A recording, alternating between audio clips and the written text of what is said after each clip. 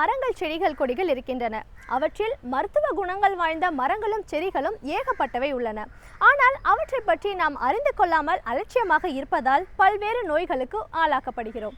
ஆதலால் இன்றைக்கு டாக்டர் கௌதமன் அவர்கள் என்ன மூலிகைகளின் பயன்பாடுகளை நம்மிடையே பகிர்ந்து கொள்ள வந்திருக்கிறார் என்பதை கவனிக்கலாம். நிகழ்ச்சியில் அடுத்த பகுதியாக வரவிருப்பது பல்லாண்டு வாழ்ந்திட.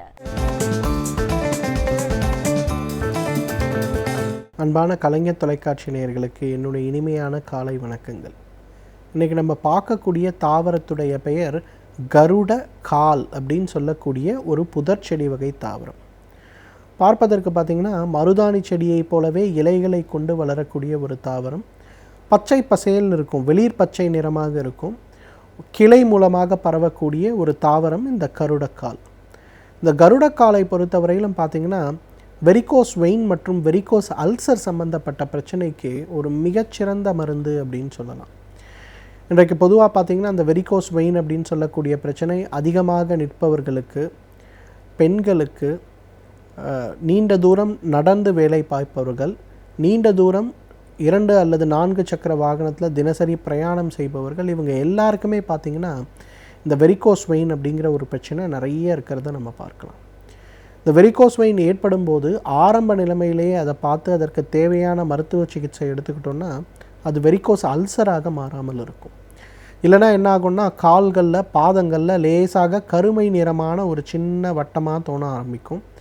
அந்த கருப்பு நிறம் அப்படியே நாள் ஆக ஆக ஆக கால் முழுவதும் பரவி வருவதை நாம் பார்க்க முடியும்.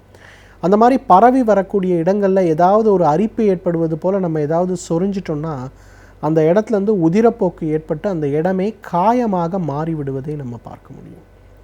அந்த அளவுக்கு அந்த காயத்தை அவ்வளவு சீக்கிரமாக ஆற்றக்கூட முடிவதில்லை. இன்றைக்கு பார்த்திங்கன்னா பெரும்பாலான வெரிகோஸ் காயங்கள் இன்றைக்கு பிளாஸ்டிக் சர்ஜரி செஞ்சால் கூட ஆற முடியாமல் அளவுக்கு இருக்கக்கூடிய அளவுக்கு பிரச்சனை இருக்கிறத நம்ம பார்க்குறோம். இந்த மாதிரி ஏற்படுகின்ற வெரிகோஸ் பெயின் மற்றும் வெரிகோஸ் அல்சர் சம்பந்தப்பட்ட பிரச்சனைக்கு நல்ல தீர்வளிக்கக்கூடிய ஒரு மருந்து என்னன்னு கேட்டிங்கன்னா அந்த கருடக்கால். கருடக்காலுடைய இலைகள் மட்டும் எடுத்து 1/2 லிட்டர் தண்ணீருக்கு 10 கிராம் அளவுக்கு இலைகளை இட்டு அதை கொதிக்க வைத்து 200 மில்லியாக குறைத்து அதை காலை ஒரு முறை உணவுக்கு முன்பு, இரவு ஒரு முறை உணவுக்கு முன்பு நம்ம எடுத்துக்கொள்ளும் போது மிக வேகமாக பார்த்திங்கன்னா இந்த இரத்த குழாய்களில் இருக்கக்கூடிய அடைப்புகள் நீக்கப்படுறதை நம்ம பார்க்கலாம். காலுக்கு போகக்கூடிய இரத்த ஓட்ட விகிதங்கள் அதிகமாகும் போது நமக்கு காலுடைய நிறமாற்றம் ஏற்படுவதை பார்க்கலாம். இன்றைக்கெல்லாம் வெரிகோஸ் வெயின் ஏற்படும் போது நம்ம என்ன பண்ணுறோம், போய் டாப்லர் ஸ்டடி எடுத்து அதில் என்னென்ன வகையான தொந்தரவுகள் இருக்குது அப்படிங்கிறத பார்க்குறோம். அதே போல் இந்த கருடக்காலிலிருந்து எடுக்கக்கூடிய அந்த ஒரு கஷாயத்தை நம்ம எடுத்துக்கொள்ளும் போது முதல்ல உடலளவில் நமக்கு தெரியக்கூடிய மாற்றம் என்னன்னு பார்த்திங்கன்னா இந்த வெரிகோஸ் வெயின் இருப்பவங்க மாலை நேரங்களில் கால் பார்த்திங்கன்னா நல்ல பெரிய தூண் போல் வீங்குவதை நம்ம பார்க்கலாம். அந்த வீக்கம் குறைபடுவதை முதலில் பார்க்க முடியும். இரண்டாவது, அந்த கால்களில் இருக்கக்கூடிய கரும்புள்ளிகள் சிறிது சிறிதாக மறைந்து கால் இயற்கையான நிலைமை அடைவதை பார்க்க முடியும்.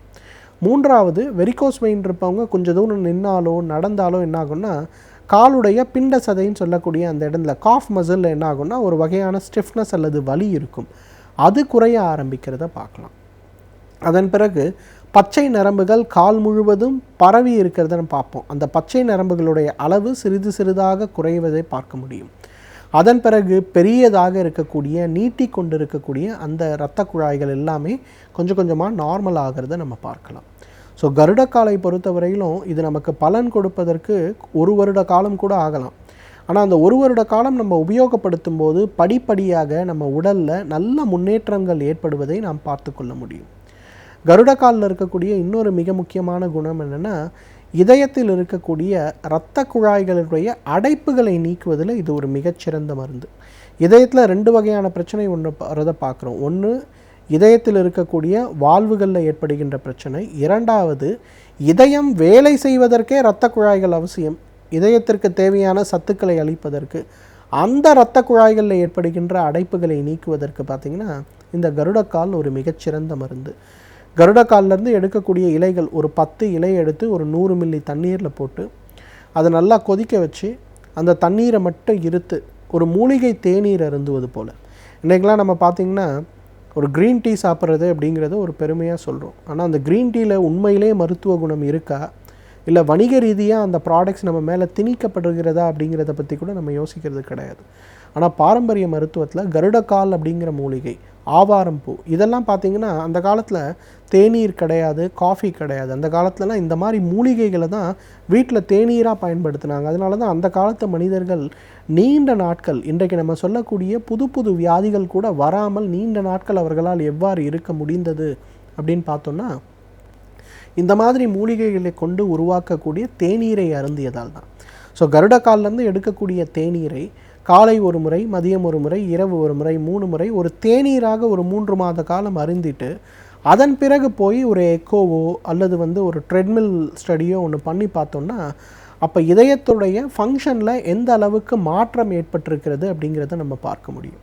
அந்த அளவுக்கு இதயத்தில் இருக்கக்கூடிய இரத்த குழாய்களில் இருக்கக்கூடிய அடைப்புகளை நீக்குவதற்கு இந்த கருடக்கால் ஒரு மிகச்சிறந்த மருந்து.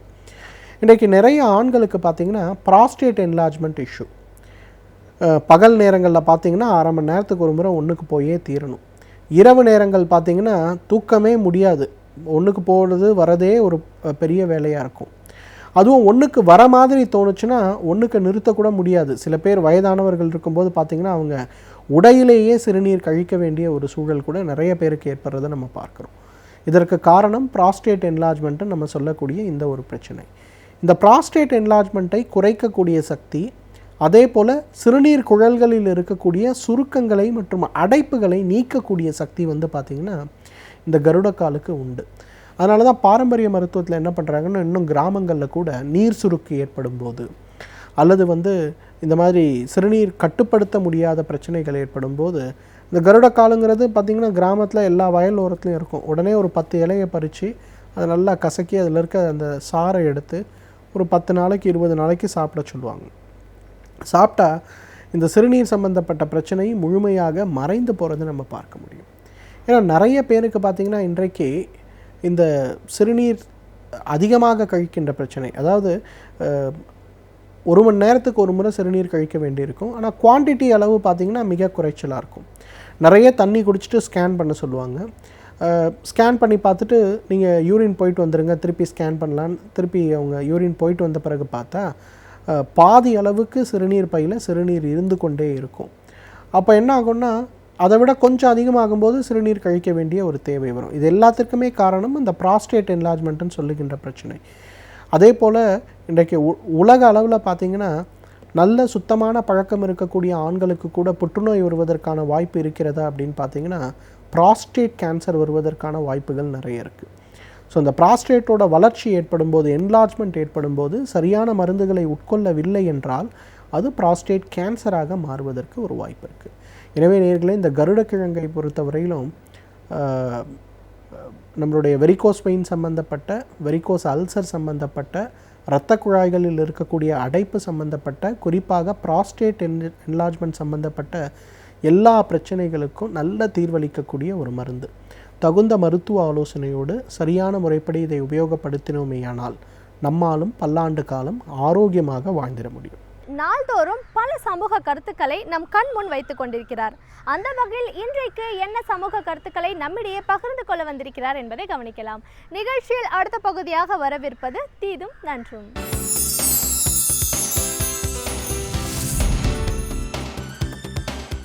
வணக்கம் நண்பர்களே, இன்னும் ஒரு இனிய காலை பொழுதில் தீதும் நன்றும் நிகழ்ச்சியில் உங்களை சந்திப்பதில் மிக்க மகிழ்ச்சி அடைகிறேன். பொதுவாக இந்தியா முழுக்க புதிய வழிபாட்டு முறைகள் பல உருவாகி வருகின்றன. புதிய ஒர்ஷிப் கல்ட் என்று சொல்வார்களே, அதாவது ஒரு குறிப்பிட்ட ஒரு தனிநபரின் பின்னோ அல்லது ஒரு குறிப்பிட்ட சில நம்பிக்கைகள் சார்ந்தோ புது புது வழிபாட்டு ஸ்தலங்கள், வழிபாட்டு மடங்கள் அல்லது அது சார்ந்த ஒரு வழிபாட்டு கலாச்சாரம் உருவாகி இருக்கிறது. ஒரு கார்ப்பரேட் தன்மை கொண்ட பல கார்ப்பரேட் சாமியார்கள் இன்றைக்கு இந்தியா முழுக்க உருவாகி வருகிறார்கள். முன்பெல்லாம் நீங்கள் சாமியார்கள் என்று எடுத்துக்கொண்டால் அவர்கள் ஏதோ ஒரு ஆன்மீக போதனைகளில் ஈடுபடுவார்கள் அல்லது அவர்களுக்கான ஒரு மன ஆறுதலை கொடுக்கக்கூடியவர்களாக தங்களை உருமாற்றி கொண்டிருந்ததை தான் நாம் பார்த்திருக்கிறோம். ஆனால் இன்றைக்கு பல மடங்கள் அல்லது பல விதமான புதிய நவீன சாமியார்கள் அவர்கள் ஒரு மிகப்பெரிய கார்ப்பரேட் நிறுவனங்களாக இன்றைக்கு மாறிவிட்டார்கள். அவர்களே கூட பல கார்ப்பரேட் நிறுவனங்களை நிர்வகிக்கிறார்கள், நடத்துகிறார்கள்.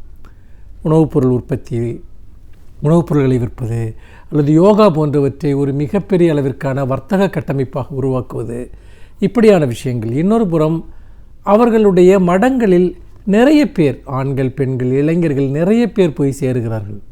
அதை பற்றிய புகார்கள் தொடர்ந்து வந்த வண்ணம் இருக்கின்றன.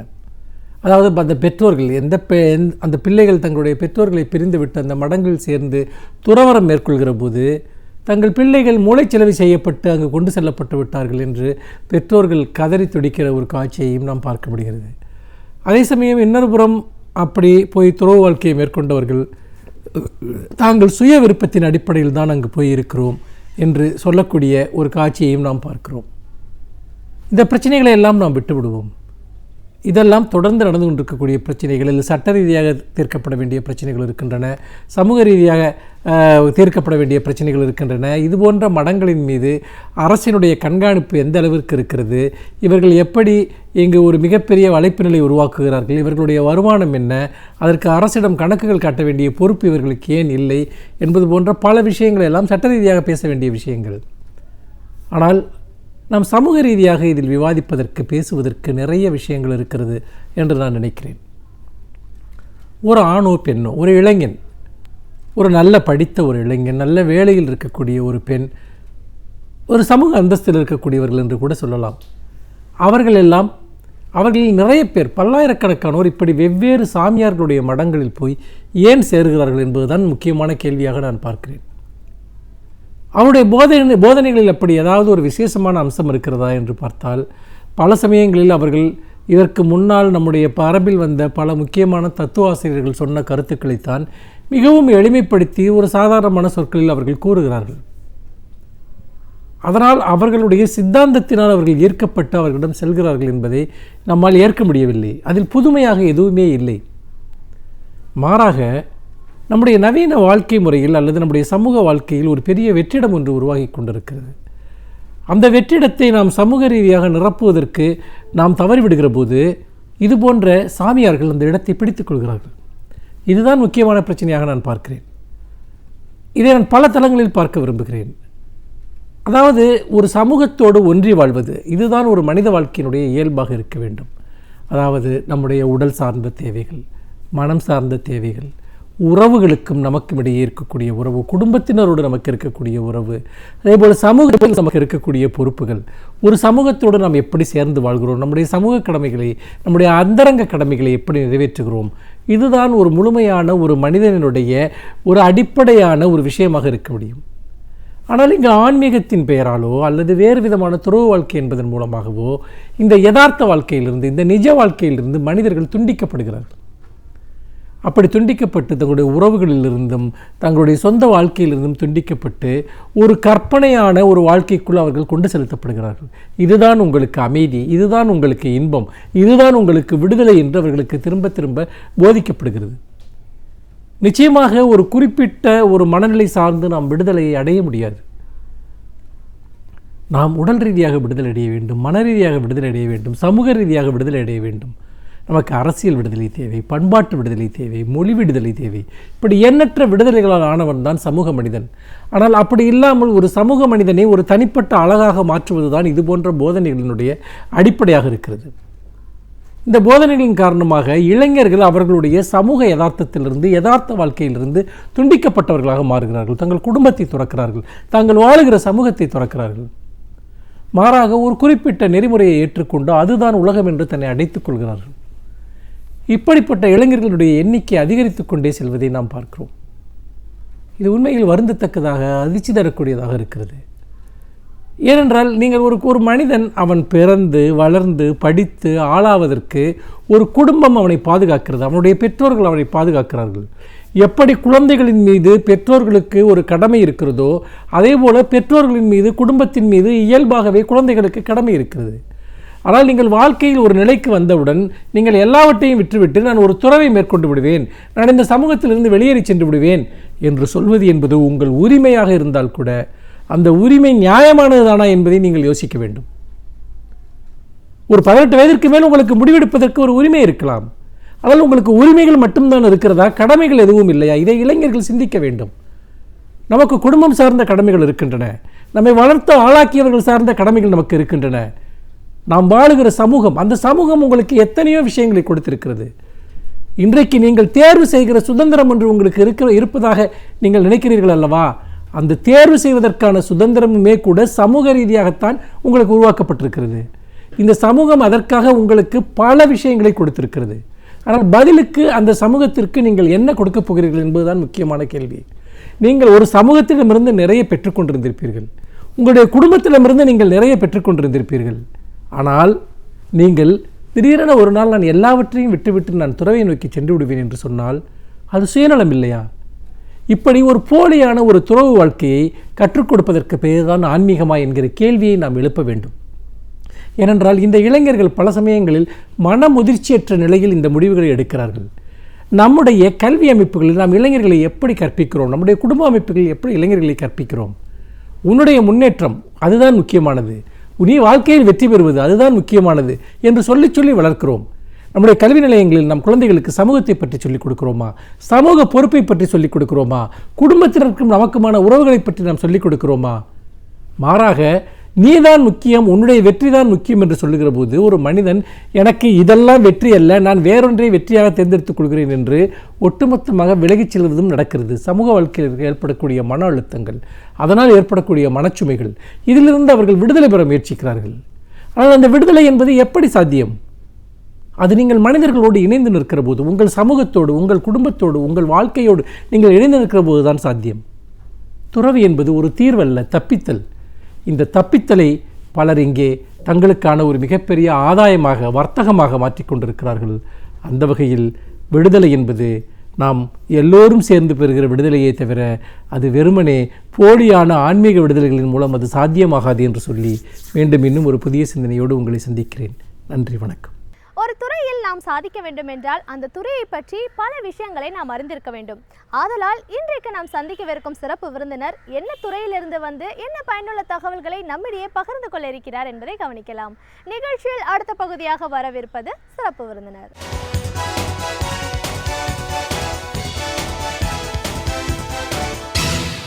வணக்கம் நேயர்களே, விடியலே வா நிகழ்ச்சியின் சிறப்பு விருந்தினருக்கான நேரம் இது. இன்றைய சிறப்பு விருந்தினர் தமிழறிஞர், கவிஞர் பாரி முடியரசர். ஒரு தமிழ் அறிஞரா, ஒரு கவிஞரா, இவருடைய படைப்புலக பயணம் அப்படிங்கிறது எங்க எப்படி ஆரம்பமானது, இன்னைக்கு வரைக்கும் அந்த பயணம் எப்படி தொடர்ந்துட்டு இருக்கு, இப்படி பல விஷயங்களை, கருத்துக்களை நாம் அவர்கிட்ட கேட்டு தெரிஞ்சுக்கலாம். வணக்கம் சார். வணக்கம்மா. ஒரு தமிழ் அறிஞரா, கவிஞரா, முதல்ல எங்கள் நிகழ்ச்சிக்கு உங்களை நாங்கள் வரவேற்கிறோம் சார். நன்றி. ஒரு தமிழ் அறிஞர் அப்படின்னு சொல்லும்போது ஒரு தமிழ் பாரம்பரியமான ஒரு குடும்பத்திலிருந்து தான் நீங்கள் வந்திருக்கீங்க. உங்களோட தந்தை கவியரசர் முடியரசர் அப்படிங்கிற அவர் தமிழுக்கு ஆற்றிய தொண்டு பணிகள் அப்படின்னா ஒரு பெரிய வரலாறே அதுக்கு இருக்குது. அதை பற்றின ஒரு புத்தகமே எழுதுகிற அளவுக்கு பல தகவல்கள் அதில் இருக்குது. உங்களுடைய பணிகள் அப்படின்னும் போது ஆரம்ப காலகட்டம் ஒரு முரசொலியில் ஒரு பத்திரிகையாளராக நீங்கள் இருந்திருக்கீங்க. அதுக்கப்புறம் அரசு போக்குவரத்து துறையில் சட்டத்துறை விசாரணை அதிகாரியாகவும் உங்களோட பணிகள். எப்படி இப்படி எழுத்துலகம், படைப்பு பணி, இந்த பணி இப்படின்னு இதெல்லாம் உங்களோட எப்படி தொடர்ந்து வந்திருக்கு? பல அமைப்புகள்லையும் நீங்கள் பல பொறுப்புகளில் நீங்கள் இருந்திருக்கீங்க. இன்னைக்கு அரசியல் ரீதியாகவும் சமூகம் சார்ந்தும் தமிழ் உலகம், படைப்புலகம் சார்ந்தும் உங்களுடைய நீண்ட நெடும் பயணம் எவ்வளோ சுவாரஸ்யமாக போயிட்டு இருந்திருக்கு, இப்போ வரைக்கும் அது தொடர்ந்து போயிட்டு இருக்குன்னு பல விஷயங்களை, கருத்துக்களை எங்கள் நேர்களோட இன்னைக்கு நீங்கள் முழுமையாக பகிர்ந்துக்கணும் சார். எல்லா விஷயத்தையும் நம்ம பேசுறதுக்கு முன்னாடி உங்களுடைய தந்தையார் முடியரசர் அவர்களுடைய பயணம், அவருடைய வரலாறு சார்ந்த விஷயங்கள் உங்களை எந்த அளவுக்கு கவர்ந்தது, ஈர்த்ததுங்கிறதுலேருந்து நம்ம பேச ஆரம்பிக்கலாம். சரிம்மா, நமக்கு நன்றிம்மா.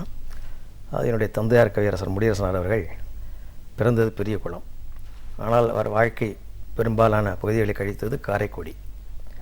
அவர் சன்மார்க்க சபை என்று சொல்லக்கூடிய கல்லூரியிலே, மேலைச்சுவலி அமர்ந்த கல்லூரியிலே தமிழ் பயின்றவர். பண்டாரகர் வாசுபா மாணிக்கம், தமிழண்டல் போன்றவர்கள் அவருடன் பயின்றவர்கள். சிறு வயதிலிருந்தே அவர் கவிதை எழுத மாற்றுடையவர். அவருடைய தாய்மாமன் மூலம் இலக்கண இலக்கியங்களை கற்றறிந்தவர். அதன் மூலம் இளம் வயதிலேயே கவிதை எழுத மாற்றல் படைத்தார். அவருடைய முதல் கவிதை சாதி என்பது நமக்கு ஏனோ என்ற கவிதை பேரறிஞர் அண்ணாவால் திராவிட நாடு இதழில் வெளியிடப்பட்டது. அதன் பிறகு தொடர்ந்து தன்மான இயக்க பாதிப்பினால் தொடர்ந்து திராவிட இயக்க வளர்ச்சியை நோக்கியும் தமிழ் இயக்கத்தின் வளர்ச்சியை நோக்கியும் அவரது எழுத்துக்கள் அமைந்தன. அந்த அடிப்படையில் ஒரு தன்மான கவிஞராக, ஒரு தமிழ் இயக்க கவிஞராக நான் அவரை தந்தையாக அடைந்ததில் பெருமகிழ்ச்சி அடைந்தேன்.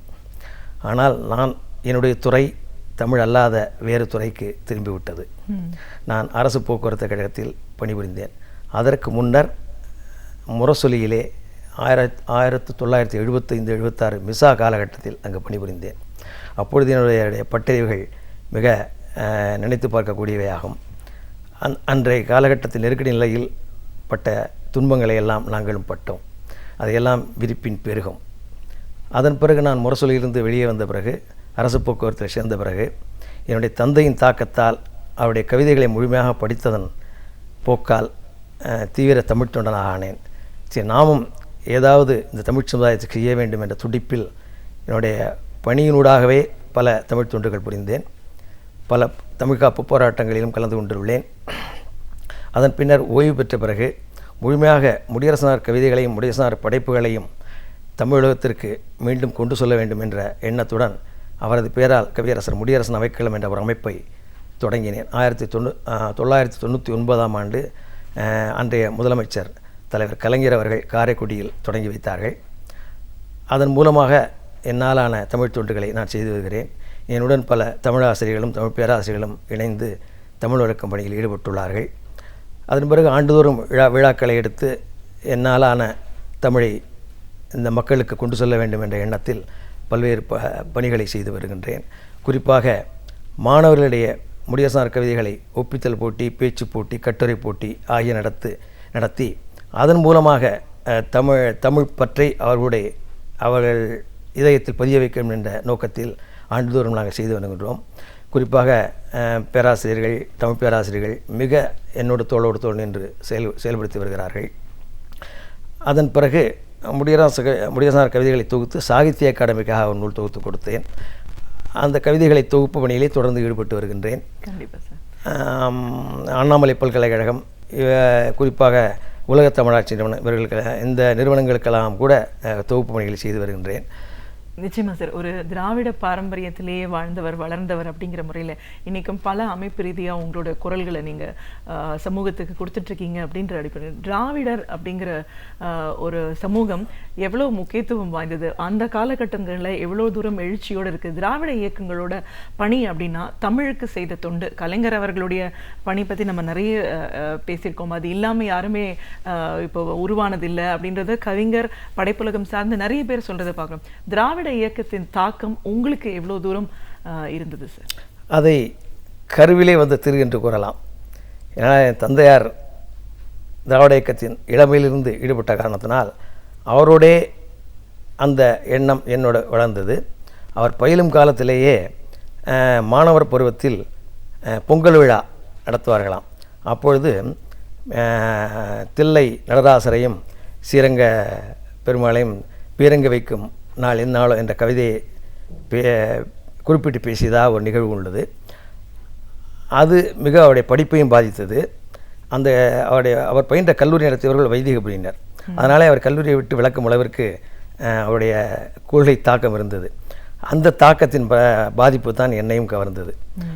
இந்த திராவிட இயக்கம் இல்லை என்றால் இன்று தமிழர்களாகி நாம் தலைநிமிர்ந்து நடக்க முடியாது என்பது நான் சொல்லி தெரிய வேண்டியதில்லை. ஆனால் இன்றைய காலகட்டத்தில் சில பேர் திராவிட இயக்கத்தை பழித்தும் இழித்தும் பேசுகிறார்கள். மிக தவறான ஒன்று. இந்த திராவிட இயக்கம் எதற்காக தொடங்கப்பட்டது என்பதை அவர்கள் நன்கு புரிந்து கொள்ள வேண்டும். ஆனால் சிலர் புரிந்தது போல் நடிக்கின்றார்கள் என்று தான் கூற வேண்டும். அதை இன்று தமிழ் தேசியம் என்ற ஒரு பிறழ்ந்த சொல்லால் கையாண்டு திராவிட இயக்கத்தின் துண்டுகளை மறக்க முயல்கிறார்கள். அதை நாம் வன்மையாக கண்டிக்க வேண்டும். திராவிட இயக்கத்தின் வளர்ச்சி இல்லை என்றால் தமிழும் தமிழரும் இந்த அளவுக்கு உயர்ந்திருப்பார்களா என்பது ஐயப்பாட்டிற்குரியது. கண்டிப்பாக சார். ஒரு படைப்பாளியாக, ஒரு எழுத்தாளராக, இந்த சங்கத்திலையும் ஒரு அமைப்பாளர், ஒரு பொறுப்பாளராகவும் நீங்கள் இருக்கீங்க. உங்களுடைய படைப்புலக பயணம் அப்படிங்கிறது எதில் எப்படி ஆரம்பமானது? காலம் தாட்சி தான் ஆரம்பமானதும்மா. நான் பணி ஓய்வு பெற்ற பிறகு தான் எனக்கு இந்த எழுத்து ஆர்வமே வந்தது. அதன் முன்னர் என்னுடைய துறை வேறு துறையாக இருந்தனால் கவனம் முழுவதுமாக அதில் ஈடுபட்டு விட்டது. அதன் பிறகு தான் முழு மூச்சாக எழுத்துலக பணியில் ஈடுபட்டு இருக்கின்றேன். இன்னும் சில நூல்கள் எழுதுவதாக இருக்கின்றேன். அது காலம் பதில் சொல்லும். உங்களோட முதல் கவிதை பற்றி சொல்லுங்கள். நான் கவிதை என்று சொன்னால் என்னுடைய தந்தையார் மரபு கவிதையில் மிக முக்கியத்துவம் கொடுப்பவர். புதுக்கவிதை அவருக்கு அறவே பிடிக்காது. முடியரசனாரை பாரதியார், பாரதிதாசன், அதற்கு பின்னர் முடியரசன் என்று தமிழகம் வரிசைப்படுத்தும். அவர் மரபு கவிதையில் மிங்கா பற்றுடையவர். மரபு கவிதை பிறழ்ந்து கவிதை எழுதுபவர்கள் அவர்களால் தமிழ் அழியும் என்ற நோக்குடையவர். ஆனால் எனக்கு இலக்கியம் நான் படித்தவன் இல்லை. ஆகவே எனக்கு இலக்கணப்படி கவிதை எழுத இயலாது. என்னால் என்ற கவிதைகள் நான் எழுதி வைத்திருக்கிறேன். அது புதுக்கவிதை என்று சொல்லலாம். அதை வெளியிட்டால் என் தந்தையாருக்கு கெட்ட பேர் வறுமை என்பதால் நான் அதை வெளியிடவில்லை.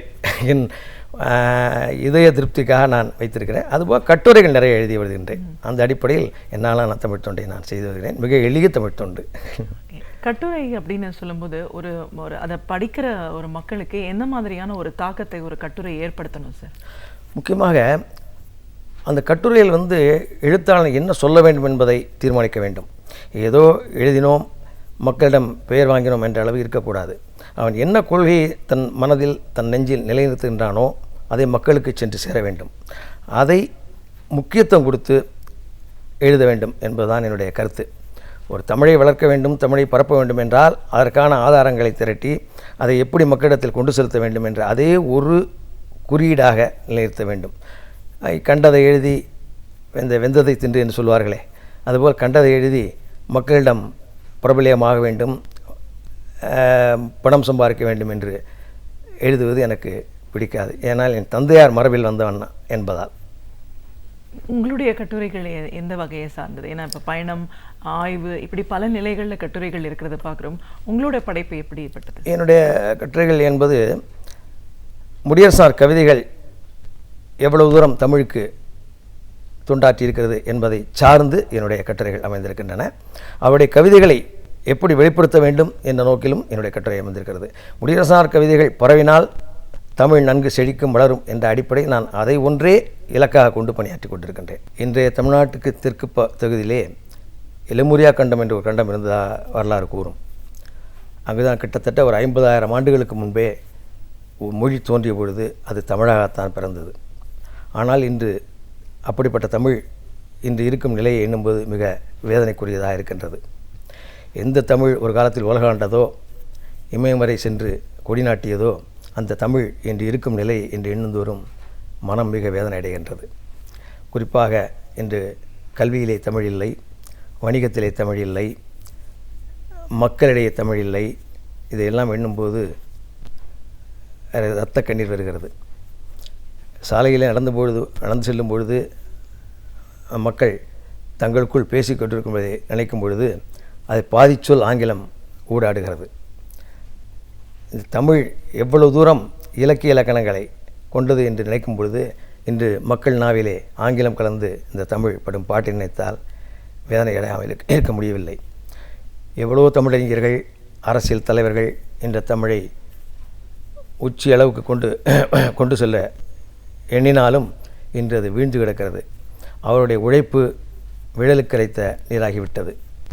இந்த நிலையை நாம் மாற்ற வேண்டிய காலகட்டத்தில் நாம் இருக்கின்றோம். இந்த தமிழை இப்படியே நாம் விட்டுவிட்டோம் என்றால் எதிர்காலத்தில் தமிழ் என்று ஒரு மொழி இருந்தது, தமிழன் என்ற ஒரு இனம் இருந்தான் என்று பொருட்காட்சியிலே, கண்காட்சியகத்திலே காணக்கூடிய நிலை தான் ஏற்படும். இது எல்லாம் மக்களுக்கு நாம் எடுத்து சொல்ல வேண்டும். இன்றுள்ள தமிழமைப்புகள் இதை தங்களுடைய நெஞ்சில் நிறுத்தி எப்படியெல்லாம் நாம் தமிழை கொண்டு செலுத்தலாம், வளர்க்கலாம் என்ற எண்ணங்களை முன்னிறுத்தி அதற்கான நடவடிக்கையில் இறங்க வேண்டும் என்பது என்னுடைய பணிவான வேண்டுகோள். மேலும் நாம் குடும்ப அளவிலேயே வீட்டிலே பேசும்பொழுதே தமிழை நாம் சரியாக பேசுவதில்லை. அதிலும் ஆங்கிலம் என்பது கிட்டத்தட்ட ஒரு 500 ஆண்டு காலமாகத்தான் வளர்ந்த மொழியாகும். அந்த ஆங்கிலத்துக்கு இவ்வளவு முக்கியத்துவம் கொடுக்க வேண்டுமா என்பதுக்கு ஒரு கேள்விக்குறி. நாம் எந்த மொழியையும் படிக்க வேண்டாம் என்று சொல்லவில்லை. ஆங்கிலமோ, இந்தியோ, சமஸ்கிருதமோ, பிரெஞ்சோ, ஜெர்மனியோ, எந்த மொழி வேண்டாலும் கற்றுக்கொள்ளுங்கள். எந்த மொழி மீதும் நமக்கு காழ்ப்புணர்ச்சி இல்லை. ஆனால் நம் தாய்மொழியாகிய தமிழை பிழையற கற்றுக்கொண்டு அதன் மூலம் கல்வி பயின்றால்தான் அறிவு வளரும்.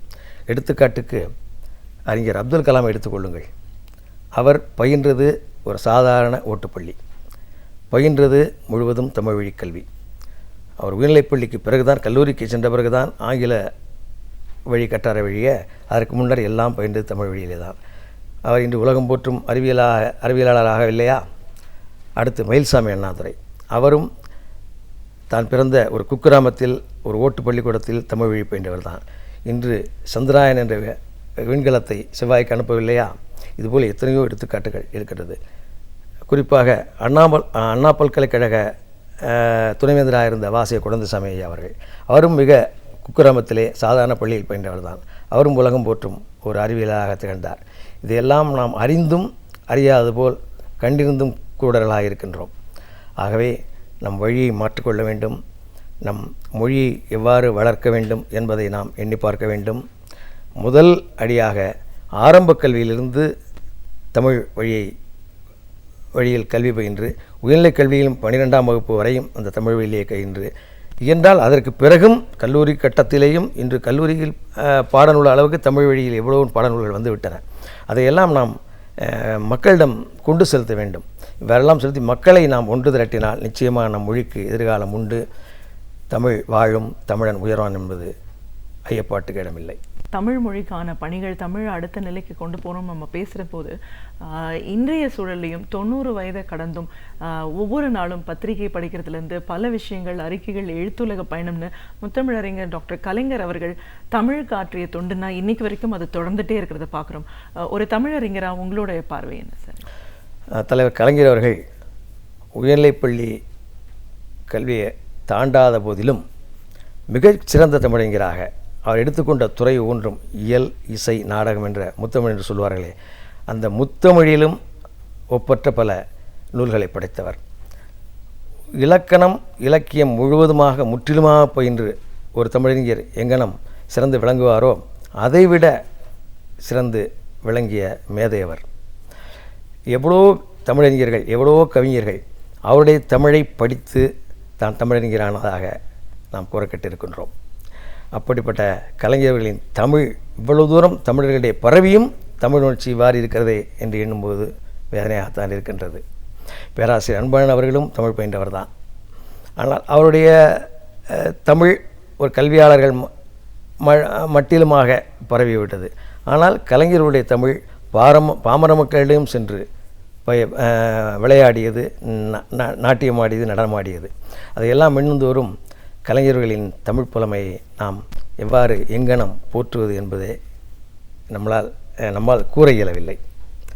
கண்டிப்பாக சார். இப்போது எழுத்துலகத்தோட போக்கு அப்படின்னா எப்படி பார்ப்பீங்க? ஒரு படைப்புலக பயணம் அப்படிங்கிறது தொடர்ந்து இப்போ போயிட்டுருக்குனாலும் அந்த அமைப்பு ரீதியாகவும் பல பொறுப்புகள் இருக்கீங்கன்னும் போது இன்றைக்கி படைப்பாளிகள் இளைஞர்கள் மத்தியில் ஒரு படைப்போட ஆர்வம் எப்படி இருக்குது? எந்த அளவுக்கு அடுத்த இலக்கை நோக்கி போயிட்டுருக்குன்னு பார்க்குறீங்க? இன்று படைப்புலகம் ரொம்ப, என்னை பொறுத்தவரையும் என்னுடைய தனிப்பட்ட கருத்து, யாரையும் நான் குறைத்து மதிப்பிடவில்லை, எங்கேயோ போய் கொண்டிருக்கிறது. மிக வருத்தப்பட வேண்டிய செய்தி அது. இன்று இளைஞர்களும் சமூக பார்வையின்றி ஒரு கலை என்ற பெயரால் களியாட்டங்கள் நடத்தி கொண்டிருக்கின்றார்கள். திரையுலகத்தை நோக்கி ஓடிக்கொண்டிருக்கின்றார்கள்.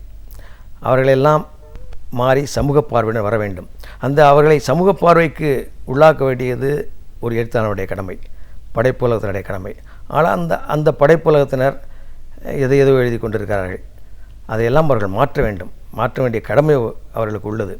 ஒரு படைப்பாளி என்பவன் சமூகத்தை நிலைநிறுத்தக்கூடிய ஒரு ஆசிரியனாகவும் திகழ்கிறான்.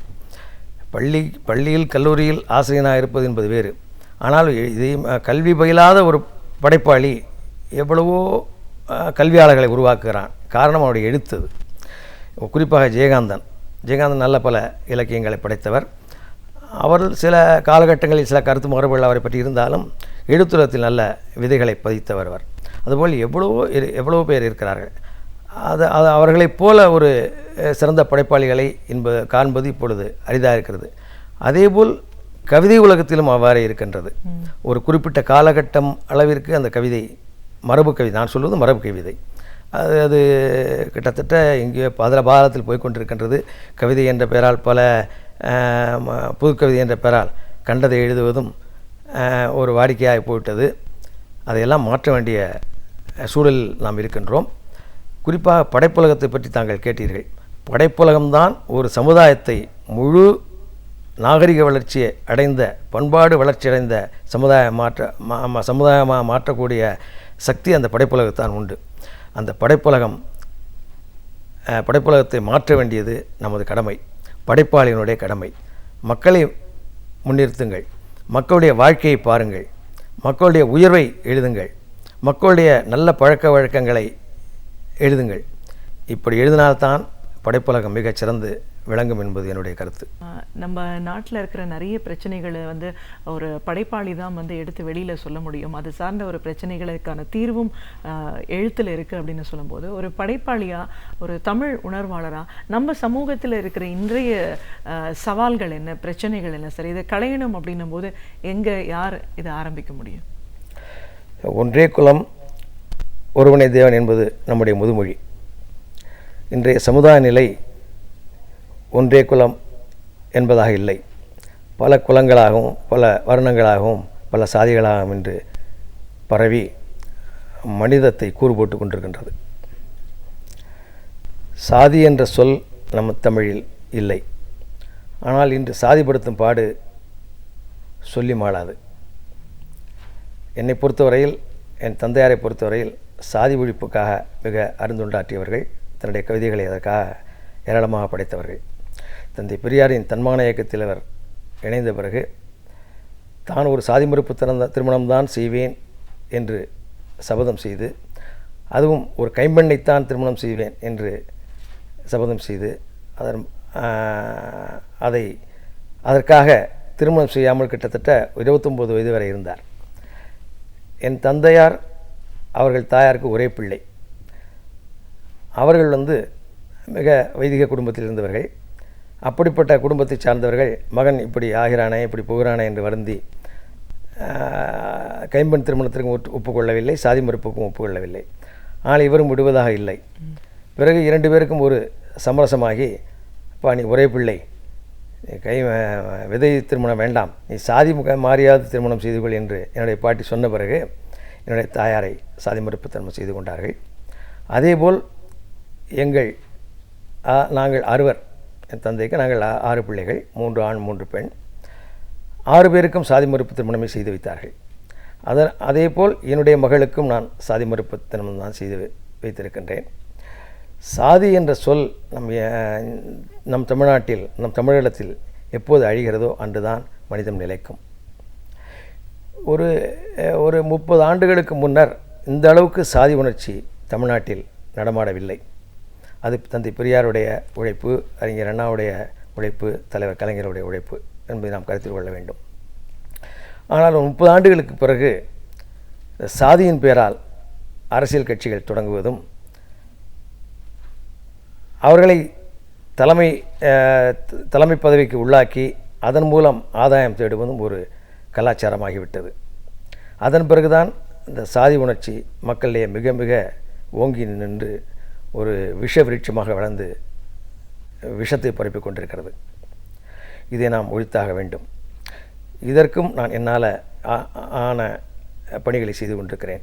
தமிழர் இல்லற இணையம் என்ற ஒரு அமைப்பின் மூலம் சாதி மறுப்பு திருமணங்களை நான் நடத்தி வருகின்றேன். அதன் பின்பு இந்த ஆணவ கொலை என்று சொல்லக்கூடிய ஒரு மோசமான ஒரு நிகழ்ச்சி நடந்து கொண்டிருக்கின்றது. சாதி மாறி திருமணம் என்பவர்களை கொலை செய்வது என்பதும் மிக ஒரு மோசமான சூழ்நிலை இன்று தமிழ்நாட்டில் இருந்து கொண்டிருக்கிறது. இதையெல்லாம் நாம் மக்கள் எண்ணி பார்த்து இதெல்லாம் ஒழிப்பதற்கு தங்களாலான பணிகளை செய்ய வேண்டும் என்பது என்னுடைய வேதனையான வேண்டுகோள். சாதி என்ற சொல் ஒரு 2000 ஆண்டுகளுக்கு முன் நம்மிடத்தில் இல்லை. நம் சங்க இலக்கியங்களை பார்த்தோம்னால் இந்த சாதி என்பது ஒரு குறிப்பே நாம் காண முடியாது. இப்படிப்பட்ட சமூகத்தில் சாதி எவ்வாறு நுழைந்தது என்பதை நாம் எண்ணி பார்க்க வேண்டும். இதையெல்லாம் உணர்ந்து நம்முடைய இலக்கியங்களை அறிந்து, நம்முடைய வரலாறுகளை அறிந்து இந்த சாதி ஒழிப்பை நாம் முன்னெடுத்து சென்றால்தான் நம் மக்கள் உயர்வார்கள், மக்களிட நல்ல பண்பாடு உயரும் என்பது என்னுடைய ஆசை. ஒரு தமிழ் அறிஞரா, திராவிட பாரம்பரியத்திலேயே வளர்ந்தவர் அப்படிங்கிற முறையில் உங்கள் தந்தையார் அவர்களுடைய தமிழ் பணி அப்படிங்கிறது எவ்வளோ அளப்பரியதாக இருந்தது, அதை நீங்கள் உங்களுடைய பார்வையில் எப்படி பார்த்துருக்கீங்க?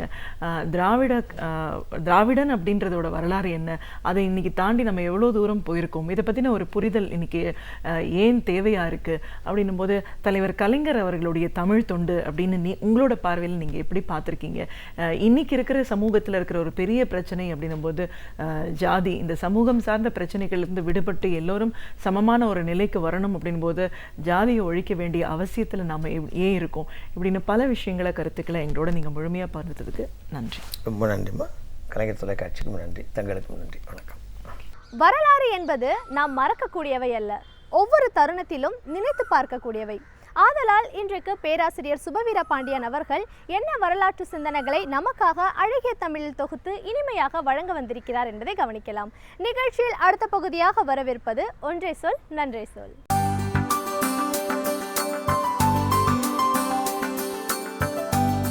அனைவருக்கும் என் அன்பு வணக்கம். நாம் காலகாலமாக ஏற்றுக்கொண்ட ஒன்றை பற்றி கூட மறு வாசிப்பு செய்து மீண்டும் மறு ஆய்வுக்கு அதனை உட்படுத்துவது என்பதுதான் ஆராய்ச்சியினுடைய அடிப்படையான நோக்கம். அப்படி ஓர் ஆய்வு நூல் தமிழில் அண்மையில் வெளிவந்திருக்கிறது. கம்பனின் மறுபக்கம் என்று அந்த நூலுக்கு பெயர். நியூ செஞ்சுரி புத்தக நிலையம் அதனை வெளியிட்டிருக்கிறது. அனிச்ச அடி போன்ற புகழ்பெற்ற நூல்களை தந்த புலவர் ஆ. பழமணி அவர்கள் அந்த நூலை எழுதியிருக்கிறார். கம்பனின் மறுபக்கம் என்னும் அந்த நூலில் கம்பனை பற்றிய கட்டுரைகள், சிலம்பு பற்றியது, திருக்குறள் பற்றியது, இப்படி பல்வேறு விதமான கட்டுரைகளின் தொகுப்பாக அந்த நூல் வந்திருக்கிறது. அதில் கம்பனை பற்றி ஒரு கட்டுரை இருக்கிறது. கம்பன் சிதறுண்ட கோசல கனவு என்று ஒரு கட்டுரை இருக்கிறது. கனவு இல்லாத மனிதர்கள் இல்லை. கனவு இல்லாத ஒருவன் யாராவது இருக்கிறான் என்றால் அவன் ஜடமாகத்தான் இருக்க முடியும் என்று அந்த கட்டுரை தொடங்குகிறது. கனவுதான் நம்மை துரத்துகிறது. கனவுதான் மனிதனினுடைய வாழ்க்கையில் மிக முதன்மையான பாத்திரத்தை வகிக்கிறது. எனவே எல்லோருக்கும் கனவு வரும். ஆண்டாள் கனவு கண்டாள், பாரதி கனவு கண்டார் என்ற அந்த கனவுகளை எல்லாம் அடுக்கி சொல்லிக்கொண்டே வருகிற நூலாசிரியர் கம்பன் கண்ட கோசலம் பற்றிய கனவு என்ன, ஆனால் அந்த கனவு கம்பராமாயணத்திலேயே எப்படி சிதறுண்டு சிதைந்து போயிருக்கிறது என்கிற 2 பகுதியை எடுத்து காட்டுகிறார். கோசல நாட்டின் வளம் பற்றி பேசுகிற கம்பன் அங்கே எல்லா வளமும் இருக்கிறது, ஆட்சி வளம், மக்களின் நலம் எல்லாம் இருக்கிறது என்று எடுத்து காட்டுகிறான்.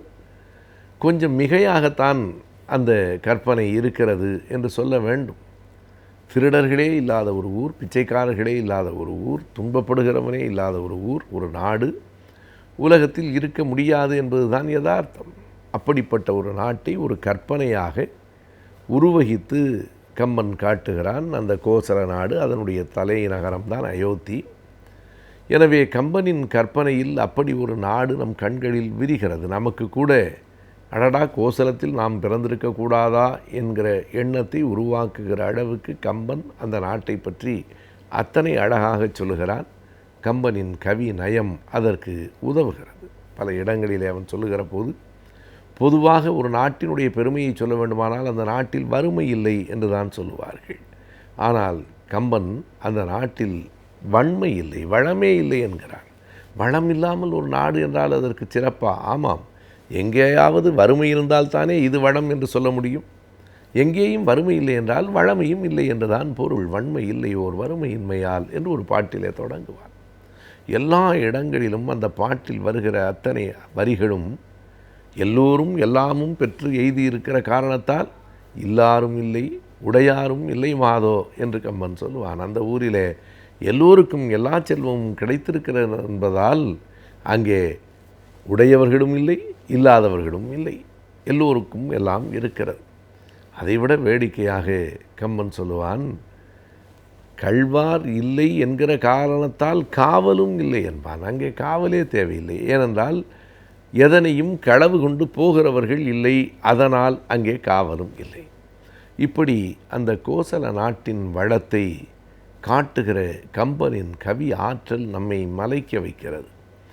ஆனால் அந்த பாலகாண்டத்தில் படித்து கொண்டே போகிற போது கம்பனின் கனவை கம்பனின் சொற்களே சிதைக்கின்றன என்று புலவர் பழனி அவர்கள் மிக நுட்பமாக தன் ஆய்வை வெளிப்படுத்தி இருக்கிறார்.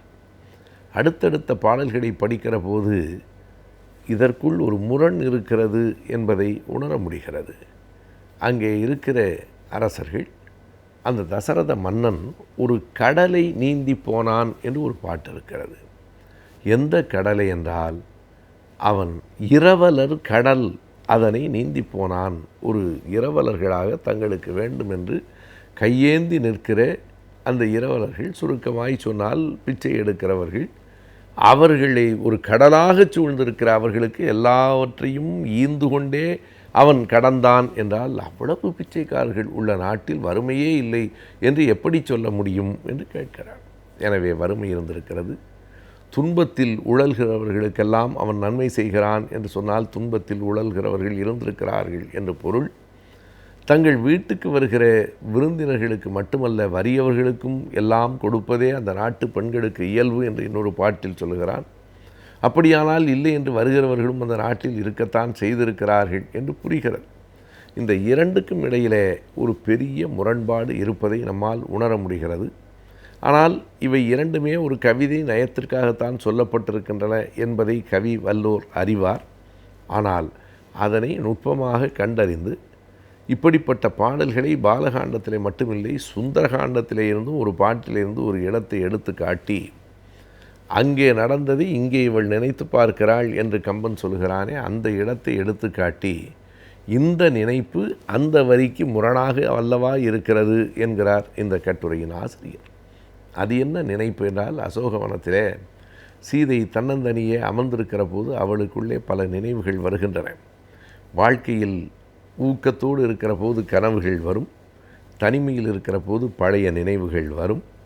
தனிமையில் அவள் அசோகவனத்திலே இருக்கிற போது சீதைக்கு ஆயிரம் ஆயிரம் நினைவுகள் வருகின்றன. அதிலே ஒரு நினைவு வேடிக்கையானதாக இருக்கிறது.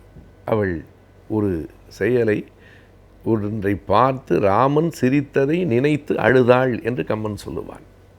அவள் நகையை நினைத்து இவள் அழுதாள் என்று அது கம்பனுக்கு இருக்கிற ஒரு முரண் சுவையின் மூலம் விளக்குகிற ஆற்றல். ராமன் சிரித்ததை நினைத்து இவள் ஏன் அழுகிறாள் என்றால், அந்த சிரிப்பை இன்று தான் பார்க்க முடியவில்லையே என்று அழுகிறாள்.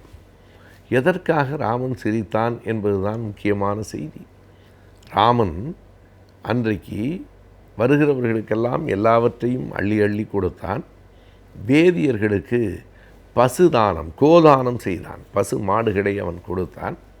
வந்த வேதியன் ஒருவன் என்ன செய்தானாம், ஒரு பசுமாட்டை வாங்கி கொண்டு போய் கட்டிவிட்டு திரும்பவும் வந்து இன்னொரு பசுமாடு கேட்டான்.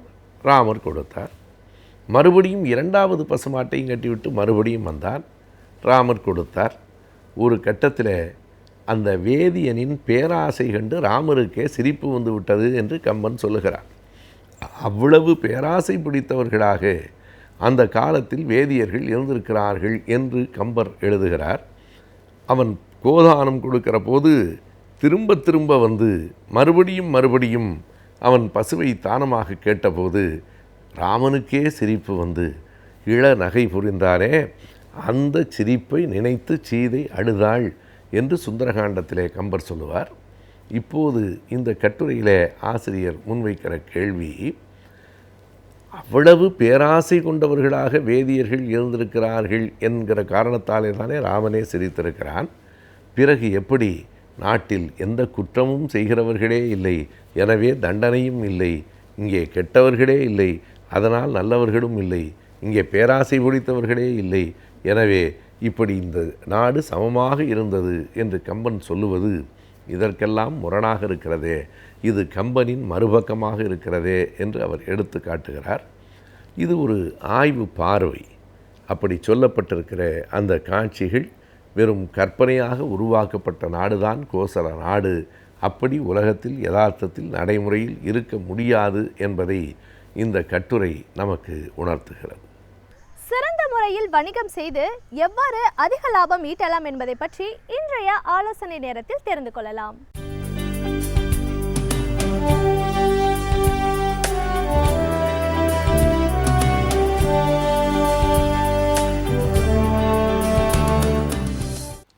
வணக்கம். நம்ம போன வாரங்களில், இதுக்கு முன்னாடி இருந்த வாரங்களில் வந்து எப்படி இன்வெஸ்ட்மெண்ட்னால் என்ன பண்ணணும், பிஸ்னஸ்க்கு என்னென்ன பண்ணணும், என்ன மாதிரியான ஃபண்டிங்லாம் இருக்குது, எப்படி கம்பெனியில் ஆரம்பிக்கணுங்கிறத பற்றி பேசியிருந்தோம். அது முன்னாடி பேசின வாரங்களில் வந்து ஒரு சில சுருக்கமாக பேசியிருந்தோம். இப்போ அதை பற்றி டீட்டெயிலாக பேசுவோம். இப்போ அதில் வந்து ஒருத்தர் கம்பெனி ஆரம்பிக்கிறதுக்கு முதல்ல ஒருத்தர் தொழில் தொடங்குறதுக்கு கண்டிப்பாக என்ன செய்யணும், இதுவும் நம்ம முன்னாடி சொல்லியிருந்தோம். அதோட விளக்க உரை இப்போது. ஒரு கம்பெனி ஒருத்தர் வந்து ஒரு தொழில் ஆரம்பிக்கணும்னு நினைக்கிறாருன்னா கண்டிப்பாக வந்து அவர் வந்து அவரோட ப்ரேயர் எக்ஸ்பீரியன்ஸ்லையோ இல்லை அவர் ஏதோ ஒன்று கண்டுபிடிச்சதை வச்சோ கண்டிப்பாக ஆரம்பிக்கிறதுக்கு முயற்சி பண்ணுவாங்க. அப்படி ஆரம்பிக்கும்போது பிஸ்னஸ் பிளான் இல்லாமல், ஒரு ஃபைனான்ஷியல் பிளான் இல்லாமல் பிஸ்னஸ் ஆரம்பிக்கக்கூடாது. ஆரம்பித்தாங்கன்னா நடுவில் வந்து நிறைய ப்ராப்ளங்கள் வரதுக்கு வாய்ப்புகள் இருக்குது. இது மாதிரி ஒரு 50 to 60% ஆஃப் பீப்புளுக்கு வந்து இந்த மாதிரி ஆயிருக்குங்கிறது, நிறைய பேருக்கு இந்த சதவீதத்தில் இந்த மாதிரி ப்ராப்ளம் தான் ஃபேஸ் பண்ணிக்கிட்டு இருக்காங்க. எல்லாருக்கும் அது நடக்குதுங்கிற சொல்ல முடியாது, நிறைய பேருக்கு அது மாதிரி நடந்துக்கிட்டு இருக்குது. ஸோ அதனால் பிஸ்னஸ் பிளான் இல்லாமல் எந்த விதமான பிஸ்னஸையும் ஆரம்பித்தோன்னா அதில் ப்ராப்ளங்கள் வரதுக்கு வாய்ப்புகள் இருக்குது. ஸோ இப்போ அதனால் முதல்ல இப்போ டாப்பிக்கை பார்க்கும்போது பிஸ்னஸ் பிளான்னா என்ன? பிஸ்னஸ் பிளான் அப்படிங்கிறது வந்து என்னென்னா, ஒரு பிஸ்னஸ் ஆரம்பிக்கிறதுக்கு முன்னாடி இந்த பிஸ்னஸ்க்கு என்னென்ன விதத்தில் நம்ம மார்க்கெட்டிங் சப்போர்ட் பண்ணுவோம், என்னென்ன மாதிரியாக நம்ம மந்த்லி வந்து நமக்கு எக்ஸ்பெண்டிச்சர் வச்சுக்கணும், நமக்கு எங்கெங்கேருந்துலாம் ஆர்டர் வரும், அதுக்கு எவ்வளோ நாள் ஆகும், அதுக்கு வேண்டிய பணத்தை நம்ம எங்கேருந்து ரெடி பண்ணுவோம், ஆர்டருக்கு வேண்டிய ஆர்டர் எங்கேருந்துலாம் கிடைக்கும் அப்படிங்கிற பிளானை வந்து ரெடி பண்ணி, அதுக்கப்புறம் டீட்டெயில் ஃபினான்ஷியல் பிளான் பண்ணி, அதுக்கேற்ற மாதிரி ஒரு கம்பெனியை உருவாக்கி, அந்த கம்பெனி உருவாக்கினதுக்கு ஏற்ற மாதிரி பேங்க்லேயோ இல்லை ஒரு இன்வெஸ்டர்கிட்டயோ பணம் வாங்குறதுக்கு தான் நம்ம வந்து இப்போ டீட்டெயிலாக பற்றி பேசிகிட்ருக்கோம். ஸோ அதில் பார்த்தீங்கன்னா, இப்போ ஒருத்தர் வந்து கம்பெனி ஆரம்பிக்கணும்னா, ஒருத்தர் வந்து தொழில் தொடங்குறதுக்கு என்ன பண்ணணும்? சோல் ப்ரொப்ரைட்டர்ஷிப்பாக பண்ணலாம். சோல் ப்ரொப்ரைட்டர்ஷிப்னா என்ன அர்த்தம்னா, அவரே தனியாக வந்து ஒரு பார்ட்னர்ஷிப்லாம் இல்லாமல் தனியாக ஆரம்பிக்கிறது. அதுலேயும் 2 டைப் இருக்குது. சிங்கிள் பர்சன் கம்பெனின்னு ஒன்று இருக்குது, சிங்கிள் பர்சன் ப்ரொப்ரைட்டர்ஷிப்பாகவும் பண்ணலாம். அடுத்தது 2 பேர் சேர்ந்து செய்யக்கூடியதுக்கு பேர் பார்ட்னர்ஷிப்னு பேர். இதுக்கப்புறம் 2 ஷேர் ஹோல்டர் சேர்ந்து 200 ஷேர் ஹோல்டர் வரைக்கும் மேக்ஸிமமாக கொண்டு வரக்கூடிய நிறுவனத்துக்கு டைப்புக்கு பேர் ப்ரைவேட் லிமிடெட்னு பேர். அதுக்கு அடுத்தது வந்து பப்ளிக் லிமிடெட்னு சொல்லுவோம். இதை தவிர வந்து ஃபாரினில் இருக்கக்கூடிய கம்பெனி வந்து இந்தியாவில் ஆரம்பிக்கிறாங்கன்னா அதுக்கு பேர் பிரான்ச் ஆஃபீஸ்னு சொல்லுவாங்க, இல்லைனா ப்ராஜெக்ட் ஆஃபீஸ்னு சொல்லுவாங்க. இப்படி பார்த்திங்கன்னா அதுமாதிரி லிமிடெட் லைபிலிட்டி பார்ட்னர்ஷிப்னு ஒன்று இருக்குது. இதுதான் மொத்தம் ஒரு 8லேருந்து 9 டைப் ஆஃப் வந்து கம்பெனி மாடல் இருக்குது. ஸோ இதை நம்ம வந்து பிஸ்னஸ் பிளான் ரெடி பண்ணும்போது எப்படிலாம் பண்ண போகிறோம் அப்படிங்கிறது பிஸ்னஸ் பிளானில் இருக்கணும். கண்டிப்பாக யார் தொழில் தொடங்குறதுக்கு முன்னாடியும் ஒரு பிஸ்னஸ் பிளான் செஞ்சு கன்சல்டன்சி பண்ணக்கூடிய ஒருத்தரை வந்து போய் அவங்கள்ட்ட டிஸ்கஸ் பண்ணி அவங்கள்ட்டேருந்து ஒரு ரிப்போர்ட் வாங்கி பண்ணுறது வந்து கொஞ்சம் வந்து அட்வைசபிளாக இருக்கும். எல்லாமே வந்து பிஸ்னஸ் பண்ணுற உங்களுக்கு நிறையா தெரிஞ்சிருக்கலாம், இருந்தாலுமே இன்னொருத்தரோட கன்சல்டன்சி எடுக்கும்போது கண்டிப்பாக வந்து இது உள்ள என்னென்ன ப்ராப்ளம் வரலாங்கிறத அவர் எக்ஸ்பிளைன் பண்ணுவார், என்னென்ன மாதிரி ஃபினான்ஷியல் ப்ராப்ளம்லாம் வரலாங்கிறத அவங்க எக்ஸ்பிளைன் பண்ணுவாங்க, எப்படிலாம் நீங்கள் செட்டப் பண்ண முடியுங்கிறத வந்து அவங்க சொல்லிக் கொடுப்பாங்க. இது இல்லாமல் பண்ணும்போது எல்லாருக்கும் இந்த ப்ராப்ளம் வரும்னு சொல்ல முடியாது. ஒரு சில பேருக்கு ஒரு 50% பீப்புளுக்கு இந்த ப்ராப்ளம் வரதுக்கு வாய்ப்புகள் இருக்குது. ஏன்னா எங்கள்கிட்ட வர எல்லாருமே பார்த்திங்கன்னா இதே மாதிரி பிரச்சனைகள் தான் வருவாங்க. நான் ஆரம்பிச்சிட்டேன் சார், நல்லா போயிட்டு இருந்தது, இப்போ எங்கிட்ட ஒர்க்கிங் கேபிட்டல் இல்லை, இப்போ நல்லா முன்னாடி ஆர்டர் வந்துக்கிட்டு இருந்தது, இப்போது ஆர்டரே வரல. இந்த மாதிரி வரதுக்கு காரணம் நமக்கு வந்து தெரியுங்கிற ஒரே நம்பிக்கையில் மட்டும் பிஸ்னஸ் பண்ணுறது. பிஸ்னஸ் பிளான் இல்லாமல் வெறும் நம்பிக்கையை மட்டும் வச்சு பண்ணுறது. நம்பிக்கையும் இருக்கணும், பணமும் இருக்கணும், பிளானும் இருக்கணும். 3 இருந்தால் தான் இதை கரெக்டாக கொண்டு போக முடியும். அதில் பார்த்திங்கன்னா இப்போ நம்ம முதல்ல எந்த மாதிரியான கம்பெனி ஆரம்பிக்கணும்னு பார்த்தோம். இதில் வந்து சோல் ப்ரொப்ரைட்டர்ஷிப்ங்கிறது நம்ம சொன்னேன், ஒரு சிங்கிளாக ஒருத்தர் வந்து ஆரம்பிக்கிறதுக்கு பேர் சோல் ப்ரொப்ரைட்டர்ஷிப். அதே வந்து ஒரு கம்பெனியாகவும் சிங்கிள் பர்சன் கம்பெனியாகவும் நடத்தலாம். இதை பற்றின டீட்டெயிலை சொல்லும்போது இப்போ அவங்களோட தேவைக்கு ஏற்ற மாதிரி இந்த பிஸ்னஸ் பிளான் பண்ணும்போதே இதை நம்ம உருவாக்கணுங்கிறத சொன்னோம். இப்போ அப்படி பண்ணும்போது இப்போ ஒருத்தர் வந்து ஒரு முதலீடு வந்து ஒரு 1 லட்ச ரூபா போட்டு ஒரு கம்பெனியை ஆரம்பிக்கிறார், ஒரு பிஸ்னஸை தொடங்குறார் அப்படின்னா அவர் என்ன மாதிரி இதில் சூஸ் பண்ணணும் அப்படின்னிங்கன்னா, குறைந்த அளவு முதலீடு இருக்கிற வரைக்கும் அவர் வந்து ஒரு சோல் ப்ரொப்ரைட்டர்ஷிப்பில் தனியாக பண்ணார்னா சோல் ப்ரொப்ரைட்டர்ஷிப்பில் பண்ணுறது நல்லது. இதே வந்து 2 பேர் சேர்ந்து பண்ணும்போது பார்ட்னர்ஷிப்பில் பண்ணலாம், அதே மாதிரி லிமிடெட் லைபிலிட்டி பார்ட்னர்ஷிப்பில் பண்ணலாம், இல்லை ப்ரைவேட் லிமிடெட்டில் பண்ணலாம். இந்த ப்ரைவேட் லிமிடெட்டில் பண்ணும்போது நிறைய வசதிகள் வந்து என்ன இருக்குன்னா, நீங்கள் வந்து இது வந்து கண்டிப்பாக வருஷத்துக்கு ஒரு தடவை ஐடி ஃபைலிங் பண்ணி ஆர்ஓசிக்கு ரிஜிஸ்டர் ஆஃப் கம்பெனிஸ்க்கு அப்டேட் பண்ணுறதெல்லாம் ஒரு பக்கத்தில் இருந்தாலும், இதனால் வந்து ஒரு பேங்க்கில் ஒரு ஃபண்டிங் கொடுக்கறதுக்கோ வெளியில் ஒரு ஃபண்டிங் வாங்குறதுக்கோ ப்ரைவேட் லிமிடெட் கம்பெனின்னா ஒரு ரெப்யூட்டடாக இருக்கும், ஈஸியாக பப்ளிக்கு தெரியும் இந்த கம்பெனியை பற்றி.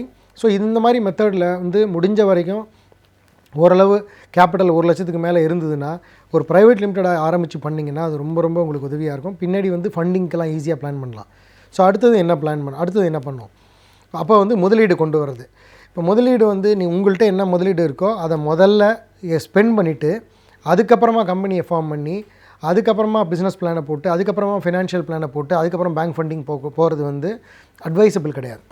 ஸோ இதுதான் பண்ணலாம். இப்போ நான் பேசிக்கிட்டு இருக்கிறது எல்லாமே இதுதான் 100% நீங்கள் பண்ணணுங்கிறதுக்காக சொல்லலை. இது வந்து ப்ராக்டிக்கலாக நிறையா பேருக்கு இது சக்ஸஸ்ஃபுல்லாக வந்ததை நாங்கள் உங்களுக்கு சொல்லித்தரோம். இது வந்து 100% நம்ம சொன்னது தான் கரெக்ட் அப்படிங்கிறதுக்காக இல்லை, ஒவ்வொருத்தருக்கும் அவங்கவுங்களோட சிச்சுவேஷனில் இருக்கும்போது தான் தெரியும். இப்போ வந்து ஒரு ப்ரைவேட் லிமிடெட் இப்போ அந்த கம்பெனி ஆரம்பிக்கும் போது உங்களோட முதலீடை வந்து முதல்ல ஒரு கம்பெனியை உருவாக்கி அந்த கம்பெனிக்கு நேம்லாம் வாங்கி ஆர்ஓசியில் போய் அப்டேட்லாம் பண்ணிவிட்டு ஒரு கம்பெனி செக்ரட்டரி தேர்ந்தெடுத்து ஒரு ஆடிட்டரை தேர்ந்தெடுத்துட்டு எல்லாம் ஃபார்மேட்லாம் பண்ணதுக்கப்புறம் கம்பெனி பேங்க் அக்கௌண்ட் ஓப்பன் பண்ணதுக்கப்புறம் அந்த பேங்க் அக்கௌண்ட்டில் உங்களோட ஷேர் பணத்தை உங்களையும் உங்களோட பார்ட்னரோட பணத்தை ஷேர் ஹோல்டராக உள்ளே போட்டு அதில் போட்டதுக்கப்புறம் அதிலிருந்து நிலம் வாங்குறதோ இல்லை இடம் கட்டுறதோ, நிலம் வாங்குறதுங்கிறது நான் ஃபேக்ட்ரிக்காக சொல்கிறேன், இல்லை ஏதாவது ஒரு பிஸ்னஸ்க்கு வந்து ஒரு ட்ரேடிங் பிஸ்னஸாக இருக்குன்னா ஒரு அட்வான்ஸ் கொடுக்குறதோ, இல்லை அதுக்கு வேண்டிய ஒர்க்கிங் கேபிட்டலுக்கு எதுக்கோ பணம் கொடுக்குறதுக்கு எதுவாக இருந்தாலும் அந்த கம்பெனியோட ஃபண்டிங்லேருந்து பண்ணும்போது அடுத்த தடவை பேங்க்கில் போய் லோன் கேட்கும்போது நான் இவ்வளோ தூரம் எங்கிட்டேருந்து முதல் எடுத்துகிட்டு வந்திருக்கிறேன், அதனால் பேங்க்லேருந்து எனக்கு இந்த அளவுக்கு நீங்கள் ஃபண்டிங் கொடுத்தீங்கன்னா எங்களுக்கு சௌரியமாக இருக்கும், இதுதான் என்னோடய பிளான் அப்படிங்கிறத சொல்கிறதுக்கு சௌரியமாக இருக்கும். நிறையா டைம் வந்து ப்ரொமோட்டர்ஸ் ஃபஸ்ட்டு பிஸ்னஸ் ஆரம்பிக்கும் போது முக்கால்வாசி ஒரு 50-60% வந்து கம்பெனி உள்ளே வராமல் அதுக்கு முன்னாடியே செலவு பண்ணிவிட்டு அப்புறமா கம்பெனியை ஓப்பன் பண்ணும்போது என்ன ஆகுதுன்னா ஒரு வெளியிலேருந்து வாங்கக்கூடிய ஃபண்டிங்கோட ஆப்பர்ச்சுனிட்டிஸ் குறைஞ்சி போகுது. ஸோ அதனால் அது முடிஞ்ச வரைக்கும் அதை அவாய்ட் பண்ணுறதுக்கு பாருங்கள். ஸோ இதுக்கப்புறம் ஒன்ஸ் வந்து ஆரம்பித்தாச்சு, ப்ரைவேட் லிமிடெட் பண்ணிட்டோம், ஒன்ஸ் பண்ணியாச்சு. இப்போது என்னென்ன மாதிரி பிஸ்னஸ் தேர்ந்தெடுக்கணுங்கிற ஒரு அட்வைஸ்க்குள்ளே இப்போ வருவோம். இப்போ வந்து ஜென்ரலாக பார்த்திங்கன்னா முதல்ல தொழில் தொடங்கிறதுக்கு வந்து என்ன மாதிரி பண்ணலாம், கேபிட்டல் இல்லாமல் என்னென்ன பிஸ்னஸ் பண்ணலாம் அப்படிங்கிறத பார்த்தோன்னா, கேபிட்டல் இல்லாமல் பண்ணக்கூடிய பிஸ்னஸ் பார்த்திங்கன்னா நிறையா வந்து சர்வீஸ் ரிலேட்டட் பிஸ்னஸ்லாம் நிறைய பண்ணலாம். எக்ஸாம்பிள் நான் வந்து ஒவ்வொன்றையும் தனித்தனியாக சொல்கிறேன், அப்போ தான் வந்து உங்களுக்கு அதை தேர்ந்தெடுக்கிறதுக்கு ஈஸியாக இருக்கும். இப்போ பார்த்திங்கன்னா ஒரு மேரேஜ் ஃபெசிலிட்டி, மேரேஜுக்கு பண்ணக்கூடிய கம்ப்ளீட்டாக அதை நடத்துறதுக்கு உண்டான சர்வீசஸை பண்ணி கொடுக்கலாம். ஒரு வந்து ஹெச்ஆர் மாதிரி ஒரு மற்றவங்களுக்கு நிறைய எம்ப்ளாய்மெண்ட்டுக்கு வேண்டிய ஹெச்ஆர் சர்வீஸ் பண்ணலாம். வெப் டெவலப்மெண்ட் கம்பெனி பண்ணலாம். இப்போ நம்ம வந்து 2-3 டைப்பாக போச்சோம். ஐடி முதல்ல பேசினோன்னா வெப் டெவலப்மெண்ட் பண்ணி கொடுக்கலாம். அப்புறம் வெப் டெவலப்மெண்ட் பண்ணதுக்கப்புறம் வெப்சைட் மெயின்டெனன்ஸ் பண்ணி கொடுக்கலாம். அதே இதில் வந்து டிஜிட்டல் மார்க்கெட்டிங் பண்ணி கொடுக்கலாம். சோஷியல் மீடியா ப்ரொஃபைல் இது மாதிரி நிறையா ரெடி பண்ணி கொடுக்க முடியும். அவங்களுக்கு வேண்டிய மார்க்கெட்டிங் சர்வீசஸ்ஸை ஆன்லைன் வழியாக பண்ணி கொடுக்க முடியும்.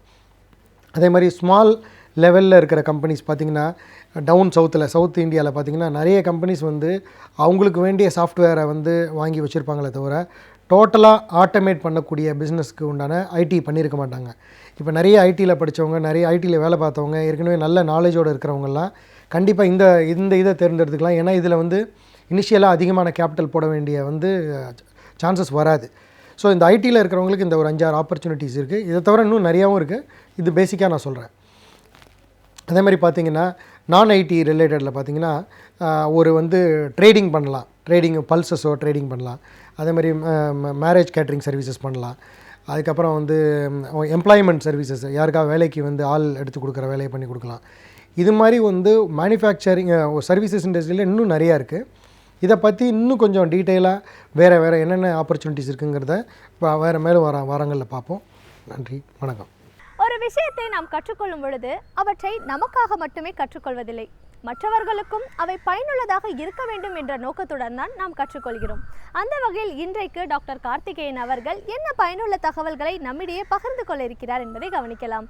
நிகழ்ச்சியில் நிறைவு பகுதியாக வரவிருப்பது கற்றலும் கற்பித்தலும்.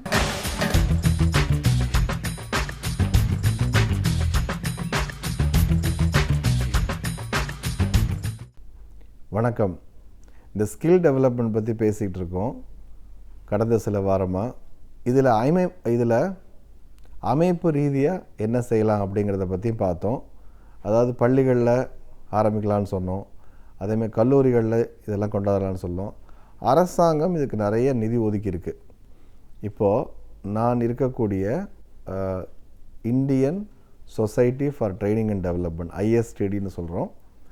அந்த ஐஎஸ்டியினுடைய இப்போ தான் நான் ஆக்சுவலாக சமீபத்தில் தேசிய தலைவராக நான் வந்ததுக்கு பொறுப்பேற்ற பிறகு என்ன மாதிரி விஷயங்கள் இருக்குது அப்படின்னு கேட்டிங்கன்னா 50 கிளைகள் கொண்ட ஒரு அமைப்பு இது. அரசாங்கத்தால் அங்கீகரிக்கப்பட்ட ஒரு அமைப்பு இது. இதில் எல்லா இடங்கள்லையுமே திறன் வளர்ப்புக்காக நிறைய வேலை செய்கிறாங்க, பணிகள் செய்கிறாங்க. என்ன சொல்கிறாங்கன்னா திரும்ப உங்களுக்கு என்ன நீங்கள் இத்தனை நாள் நீங்கள் படிச்சிருக்கீங்கிறது முக்கியம் இல்லை, அதற்கான ஸ்கில் இருக்குது, பட் அதற்கான எந்த ஒரு பேப்பரும் இல்லைனாலும் பரவாயில்ல, இது வரைக்கும் உங்கள்கிட்ட இருக்கக்கூடிய கற்றல் அந்த ஆற்றலை அங்கீகாரம் செய்யக்கூடிய அளவிற்கு ஆய்வு செய்து பட்டயங்கள் வழங்கலாம் அப்படின்னு அரசாங்கம் முடிவு பண்ணுது. ஏன்னா இருக்கின்ற அந்த கல்வியினுடைய கட்டமைப்பில் இதை செய்ய முடியாது. அப்போ என்ன செய்யலாம்னா இதற்கான ஒரு கட்டமைப்பு அவங்க என்ன சொல்கிறாங்கன்னா, இதை call it as modular employment scheme அப்படிங்கிறாங்க. அதேமாதிரி ஆர்பிஎல்னு ஒன்று சொல்கிறாங்க, the call it into recognition of prior learning அப்படின்னு. இதிலெல்லாம் என்ன சொல்கிறாங்கன்னா, உங்களுக்கு ஒரு திறன் இருந்ததுன்னா அந்த திறன் உங்களால் செய்ய முடியும் அப்படிங்கிறத அரசாங்கமே முன்னிலைப்படுத்தி உங்ககிட்ட வந்து ஆய்வு நடத்தி உங்களுக்கு பணம் கொடுத்து ஒரு சர்டிஃபிகேட் கொடுக்கக்கூடிய அளவுக்கு இருக்குது. இதை பற்றிய தகவல்களுக்கு நீங்கள் எல்லா இடத்துக்கும் போகலாம். ஐஎஸ்டிடி மட்டும் இல்லாமல் சிஏஐ போன்ற இடங்கள் எல்லா இடத்துலையுமே எல்லாருமே என்னென்னா இப்போ முழுக்க ஸ்கில் டெவலப்மெண்ட்டில் தான் இறங்கி பண்ணிகிட்ருக்காங்க. இதனுடைய நோக்கம் என்னென்னா, இன்னும் ஒரு 5 ஆண்டுகள் 10 ஆண்டுகளுக்குள்ளே இந்தியாவில் இருக்கக்கூடிய பெரும்பாலான இளைஞர்களை ஏதாவது ஒரு திறனில் அவங்கள முன்னிலைப்படுத்தி அவர்களுக்கு வேலை வாய்ப்பும் கொடுத்து அவர்களுடைய வாழ்க்கையை மேலே கொண்டாந்து தொழில்களையும் நம்ம அப்போ தான் வந்து நம்ம பிளான் பண்ணபடி நடத்த முடியும் அப்படிங்கிற கட்டாயத்தில் இருக்கும். இப்போது இத்தனால தாமதப்படுத்திக்கிட்டோம். இப்போ இது வரைக்கும் நடந்த வேலைகளை பார்த்தா செயல் திட்டத்திற்கும் நடந்ததும் 5% தான் நடந்திருக்கு. இன்னும் 95% நம்ம போகணும். நம்ம இருக்கின்ற காலகட்டம்னா ஒரு 15 வருஷம் 20 வருஷம் தான். ஏன்னா இப்போ நீங்கள் பார்த்தா அவன் என்ன சொல்கிறான், 2030 வரணும்னு இந்தியாவும் கிட்டத்தட்ட நடுத்தர வயது கொண்ட நாடாகும். அப்போ இங்கே இருக்கும் அத்தனை பேரும் வயசாகிடுச்சுன்னா ஒரு 40-50 வருஷத்தில் எல்லாம் இந்தியா வந்து ஒரு வயோதிக நாடாக மாறும். ஆனால் இன்றைக்கு வந்து இளைஞர்கள் நிறையா இருக்காங்க. அப்போ என்ன செய்யணும் அப்படின்னு பார்த்தீங்கன்னா, ஒவ்வொரு அமைப்பும் அது வந்து எதுவாக இருந்தாலும் சரி, அரசியல் அமைப்பாக இருந்தாலும் சரி, சமூக இதுவாக அமைப்பாக இருந்தாலும், கல்வி அமைப்பாக இருந்தாலும், தொழில் அமைப்பாக இருந்தாலும், இளைஞர்களுக்கு என்ன செய்யலாம் அப்படிங்கிறத வந்து அவளுடைய செயல் திட்டத்தில் கண்டிப்பாக வைக்கணும். இன்றைக்கி நீங்கள் செய்யக்கூடிய உண்மையான சமூக தொண்டு அப்படின்னு நீங்கள் எதாவது நினச்சிங்கன்னா, உங்கள்கிட்ட ஒரு அமைப்பு இருக்குது அப்படின்னா என்கிட்ட வாங்கின ஒரே விஷயந்தான் சொல்கிறேன் திரும்ப இவர்களுக்கு, அதாவது 15 வயது முதற்கொண்டு ஒரு 20 வயது போகிறதுக்குள்ளே இது வேலை, இது தொழில், இதுதான் உன் திறன் அப்படின்னு காமிச்சு கொடுத்தீங்கன்னா இந்தியாவிற்கு நீங்கள் செய்யும் மிகப்பெரிய தொண்டு அதுதான். ஒவ்வொரு மாணவனுக்கும் ஒவ்வொரு மாணவிக்கும் இதுதான் உன்னுடைய திறன், இங்கே உன்னோட திறன் நிறையா இருக்குது, இதை நீ வளர்த்துக்கலாம், இது செஞ்சால் இந்த மாதிரி வேலை கிடைக்கும், அந்த வேலை கிடைக்கிறதுக்கான வாய்ப்புகள் என்ன அப்படின்னு நீங்கள் செஞ்சீங்கன்னா இந்தியாவினுடைய தீவிரவாதம் குறையும். தவிர திரும்ப சொல்லிக்கிட்டு இருக்கோம் நம்ம வேலை இல்லைன்னு சொல்லிக்கிட்டு. ஆனால் இன்னொரு பக்கம் வந்து வேலைக்கு பணத்தை வந்து கொடுக்கறதுக்கு தயாராக இருந்தால் ஆட்கள் இல்லைங்கிறாங்க. இந்த ரெண்டையும் மேட்ச் பண்ண வேண்டியது தான் நம்முடைய வேலை. மனிதவள நிர்வாகம்ங்கிறடைய வேலை இதுதான். எங்கெல்லாம் ஆட்கள் இருக்காங்கன்னு பார்த்து அந்த ஆட்களுக்கு தகுந்த மாதிரி வேலைகளையும் வேலைக்கு தகுந்த மாதிரி ஆட்களையும் இணைத்து வைக்கிறது தான் இவங்களுடைய வேலை. இப்போ இந்தியாவை பார்த்திங்கன்னா என்ன பலதரப்பட்ட மக்கள் இருக்காங்க. இவங்க சொல்கிறாங்க நம்ம ஊரில் ஆள் இல்லைன்னா அது என்றைக்குமே ஒத்துக்கிட்டதே கிடையாது. எத்தனையோ பேர் நலிந்தவர்கள் இருக்காங்க, உடல் ஊனமுற்றோர், பல பேருக்கு பலவிதமான திறன்கள் இருக்குது. ஒரு ஊனம் இருக்கிறதுனால அவங்கள முழுமையாக உதாசீனப்படுத்துகிறோம். ஊனமுற்றவர்களில் அதிகமானவர் எதில் இருக்கான வறுமையின் பிடியில் தான் இருக்காங்க. இப்போ அவர்கள்லாம் ஒரு வேலை கிடைச்சா கூட அவங்க அதன் மூலமாக அவங்களுடைய வாழ்க்கையே மாறி போகும். அவர்களுக்கெல்லாம் செய்யலாம் நம்ம. அதே மாதிரி இவங்க 3ஆம் பாலினர் எவ்வளோ பேர் இருக்காங்க, அவர்களுக்கெல்லாம் வேலை வாய்ப்பு இல்லை. நீங்கள் வந்து அவர்களுக்கு நீங்கள் ட்ரைனிங் கொடுத்து திறன் கொடுத்து வேலை கொடுத்தீங்கன்னா கண்டிப்பாக நாம் செய்யும் மிகப்பெரிய சமூக தொண்டு. இன்னொன்று சொல்லலாம், இவங்களெல்லாம் எப்படி வேலை கொடுக்க முடியும், நல்லா இருக்கவங்களுக்கு வேலை கிடைக்க மாட்டேங்குதுன்னு. ஆனால் பல ஆய்வுகள், பல தொண்டு நிறுவனங்கள் மீண்டும் சொல்லக்கூடிய விஷயம் என்னென்னா, நம்மை போன்ற சாதாரணம் என்று சொல்லிக்கொள்பவர்களை விட ஏதாவது ஒரு ஊனம் இருக்கக்கூடிய மாற்றுத்திறனாளிகள் மிக திறமையாக வேலை செய்கிறாங்க. ஏன்னா அந்த ஈடுகட்டுதல் இருக்குது பார்த்திங்கன்னா, காம்பன்சேஷன் அவங்களுக்கு அதிகம். உதாரணத்துக்கு கண் பார்வை இல்லாதவர்களுக்கு இந்த செக்கிங்லாம் இருக்குது பார்த்திங்கன்னா, கார்மெண்ட்டில் செக் பண்ணுவாங்க, அதை உடைகளில், அதெல்லாம் அருமையாக இருக்கும். நம்ம பண்ணுறதை விட ரொம்ப அழகாக அருமையாக செய்வாங்க.